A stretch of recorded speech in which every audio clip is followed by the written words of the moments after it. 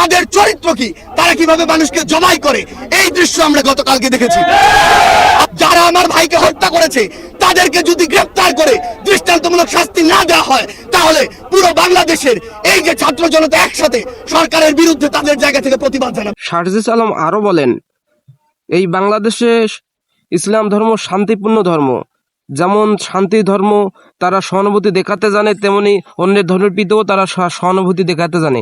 কিন্তু যারা এই সহানুভূতিকে কাজে লাগিয়ে অন্যায় কাজে লিপ্ত থাকবে তাদেরকে কখনোই ছাড় দেওয়া হবে না। কিন্তু এই সহানুভূতিকে ব্যবহার করে কেউ যদি নিজেদের ওই ভারতে বসা চক্রান্ত, যারা মাসের 30 দিনের 25 দিন দেহটা নিয়ে বাংলাদেশে বসে থাকে আর বাকি 5 দিন মনটা নিয়ে ভারতে যায়, সেখানে চক্রান্ত করে এবং সেই চক্রান্তের এক্সিকিউশন এই বাংলাদেশে এসে ঘটায়, সে সকল উগ্রবাদী হিন্দুদেরকে প্রতিহত করার জন্য আমাদের মনে বিন্দুমাত্র সহানুভূতি থাকবে না।